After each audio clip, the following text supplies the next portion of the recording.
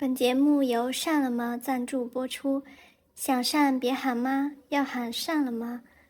本节目还有 XX 燃体赞助播出 ，XX 更健康。各位观众姐妹们，大家好，我是山海，欢迎来到第1届女人月经狂欢节。上期视频我讲到月经节的时候，就在思考什么日子比较合适。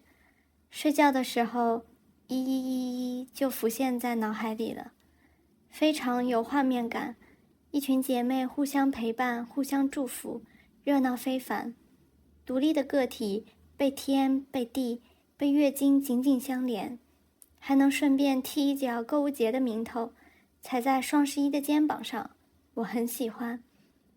结果在我得意忘形搜资料的时候，发现原来是有一个国际月经日的，这是我第一次听到，它就是 Menstrual Hygiene Day， 月经卫生日，在每年的5月28，主旨是在拒绝月经羞耻，提高对于经期卫生的管理。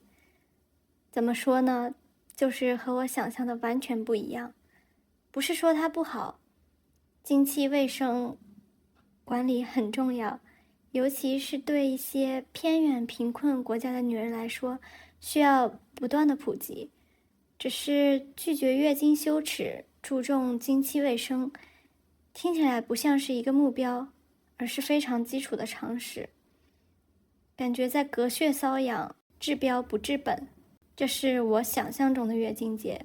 首先，月经节应该是充满祝福与感激的节日。这不仅是对生而为女、女性身体本身的赞美，更是对女性在维持生命延续的领悟。没有月经，就没有人类的诞生；没有月经，就没有新生的开始。所以，这是一个和生死息息相关的节日，是属于每一个女人的节日。大家见面第一句就应该是“恭喜红了”。祝贺你成为女人了，恭喜你拥有掌管生命的力量了。对于还未见红的女孩，姐妹们也会安慰：别着急，等你再长大些，传承这个力量，你也能像姐姐们一样，做一个顶天立地的大女人。铺天盖地的各类月经用品会像糖豆一样从花车上洒下来，小孩们成群结队地追着花车，抢着月经用品，都想博个好彩头。姐妹们一边品尝着补气血的路边摊小食，一边看着大屏幕上轮流播放的关于月经的最新研究，或者新出的月经品的使用方法。其次，月经节应该是一个神圣的仪式，所有今年刚刚迎接到月经的女孩，都可以在此时感受月神的馈赠。女人们会伴着月光，随音乐跳舞祈祷，用身体传递着月亮的周期与女性生理周期的和谐一致。在这之后，女孩们沐浴着月光，席地坐在姥姥姐姐们身边，看着自己初潮时留下红色印记的样子，陷入冥想，感受着天然的纽带和与月亮的深厚连接。冥想结束之后，女人们会在女孩脸上用红色油彩画下图案，象征她们获得生而为女的延生力量，以及女性天生团结的纽带。生而为女，生有归属。最后，月经节应该生机勃勃，节日里布着大大小小的话题场，有人在讲自己曾老是个无比强壮的因此，曾经上山手无寸铁一人打虎的传奇故事。有人则喜欢探讨女人与生命的链接，分享月亮神、后土神、女娲的神秘神话。还有的则唠叨着一些三皇五帝和他的后人，像是武则天、陈硕贞、耶律朴素完。你随时可参与任何一个话题场，或者自己讲讲你骄傲的、你喜欢的、你敬畏的任何事，所有故事都会被记录在册，变成来年的养分，继续生长。每个故事都是歌颂我们的过去、现在和未来。讲到这里，我已经沉醉了，又想哭又想笑。这是一个天下姐妹共享的日子，神圣、崇拜、祝福、感谢，生命流动的开始，算是人类第一重要的节日都不为过。所以我决定2024 11月11号月经狂欢节现在开始。节日第一项，首先让我们一起感谢月经，谢谢月经赠我力量，谢谢月经连接姐妹，谢谢月经创造生命。月经周期中，大脑会随激素水平变化，雌激素升高，黄体酮激素降低的同时，两者结合使得大脑海马体灰质扩张。换句话说，月经期间大家可以多尝试学习一些高难的东西，因为与月经前相比，女人的言语陈述性记忆会增加，意味着大脑在月经激素的变化中正在重塑，正在变强。月经就像是个金手指，天天月月都存在女人身体里的珍宝。谢谢月经。节日第二项，祝贺每一个迎到月经的姐妹长大成人，拥有了掌管生命的权利，并与所有女人相连。恭喜你开启月经外挂，享受生命的潮汐涌动。欣慰你我人各一方，却能同步感受到彼此的生命力，像月亮盈亏般律动。我们流下的每一滴血，都是自我重生的印记，会滋养自己，孕育自己，陪伴自己走过每一刻。此时看到视频的你，可以抬头看看月亮，那是我们同频的证明。若是月亮还没来，我们的连接也不会断。节目第三项，我们要鼓励还在发育成长的各位女宝，你们要多吃肉、蛋、奶，多做运动，将来长得高高壮壮，变成一棵大树。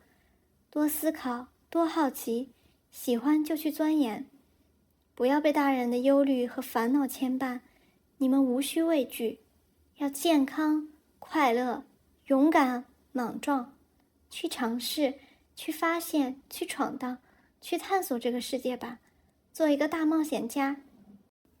世界辽阔，但你们的生命力可能性将更加无限。节日第四项，此时应该花街游车，人声鼎沸，一起狂欢。结束之后还应该有神圣仪式，碍于现实和距离的一些技术问题，暂时难以实现。不过不用沮丧，姐妹们同在一片天地，我们终会相见。节日第五项，各位，我要开始讲故事了，聊聊我自己。我从小没有受到过什么母父管教，经常在院子里又跑又跳，导致我天不怕地不怕，谁惹我，我便揍谁。而且我话特别多，小嘴巴巴，讲到家人烦。但上初中开始，家里人总说我变沉默了，不爱说话了，也不爱动了。我从一个小霸王变成了一只小王八。到几年前，我才知道原来自己是高敏感，接受的信息太多了。老师更关爱鼓励男生，我接收到了；家人更关心照顾弟弟，我感受到了。男生总揪女生的内衣带，用难听的话骂人；女生比起我这个朋友，会对她所谓的男朋友更好。所有乱七八糟的，我都放在心里了。后来上了大学，女生被物化、被性化的消息就更多了。我一度以为世界就是这样的，不属于我这样的怪人。直到石 BT 出现，在石 BT 出现之前，我已经过了很多年远离男人的生活。只是到这一刻，我才发现，原来不是我怪，很多女人和我一样，承受了痛苦的情绪。而我们这样痛苦无力的原因，是我们像飘摇的叶，找不到大树的根。我现在知道了，只要落在泥土里，就能找到回家的路。过好自己的生活，这是重中之重。在这同时，我要争取我的权利，这就是我回家的路，也是万万千还没诞生的星夜，他们的回家路。所以我决定做这个频道，我想不停地说，不停地说，直到被看见。这就是我的故事，欢迎留言讲述你想讲的任何事。来年的节日，你我再回来读。聊完理想的月经节后，我现在更想知道如何让这个节目更有知名度，更有商业价值，像万圣节、圣诞节、春节一样。首先，好的故事是成功节日的一半，要有一个精彩绝伦的传说，有一些杰出的人物代表节日的形象。节日的出现就是为了纪念或祭拜过去发生的，感谢历史留给我们福音的仪式。所以月亮和女人之间一定有一个浪漫的、有纪念的故事，才让月亮赐福女人，有了月经。其次，节日要有一套完整的流程，比如节日当天要晒月亮，或者要吃红色的甜饼，要有一个象征。这一天无论走在哪里，在哪里庆祝，只要看到这个象征，我们就知道这是姐妹，自己回家了。有故事，有象征，剩下的就是多讲述，参与的人才能多起来，才会真的具有商业价值。不知道大家怎么想？有能力、有想法的姐妹可以试着编写看看。心动不如行动，来年就靠你了。到此这篇就要结束了，希望来年真的有赞助商，虽然善了嘛也挺好。月经狂欢庆典这个节我还想过。Happy Menstrual Festival, all sisters. Bye.